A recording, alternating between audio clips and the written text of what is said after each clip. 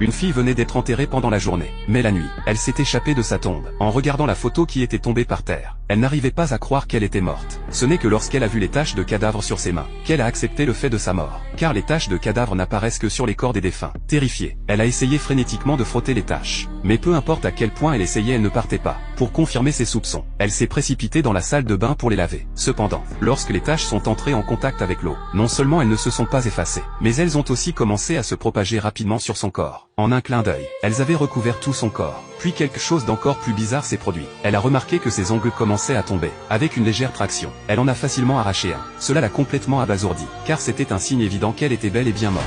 Sa peau et ses organes s'étaient complètement détériorés. Afin d'éviter d'effrayer ses parents, elle a décidé de retourner temporairement chez eux pour trouver une solution. Une fois à la maison, elle a essayé de manger un peu de nourriture dans une tentative de faire fonctionner à nouveau ses organes. Mais dès qu'elle a avalé la nourriture, elle l'a immédiatement vomi. De toute évidence, son corps rejetait maintenant tout, et elle ne pouvait plus rien manger. À ce stade, Annie s'est complètement effondrée. Elle était comme un cadavre vivant, et il n'y avait aucun moyen pour elle de redevenir un être humain normal. Juste à ce moment-là, sa mère a lentement ouvert la porte. Voyant sa fille qui avait été enterrée plus tôt dans la journée de retour à la maison, elle pouvait à peine en croire ses yeux, ne voulant pas que ses parents la considèrent comme un monstre. Annie a rapidement attrapé ses vêtements et s'est enfuie de la maison. Cependant, juste à ce moment-là, son estomac a soudainement grogné de faim. Quand elle est arrivée à l'entrée d'un bar, une idée lui est soudainement venue à l'esprit. Le bar était faiblement éclairé, et personne ne remarquerait les changements sur son corps. Pour satisfaire sa faim, elle a fait semblant d'être une fille bien élevée. Comme prévu, un inconnu s'est rapidement approché et a engagé la conversation avec elle. En regardant cet homme mal rasé, Annie n'a ressenti aucune peur. Au contraire, elle le voyait comme un morceau de viande livré directement à ses lèvres. Elle l'a habilement persuadé de l'emmener, et il a volontiers accepté, l'emmenant dans un endroit isolé en dehors de la ville. Il ne savait pas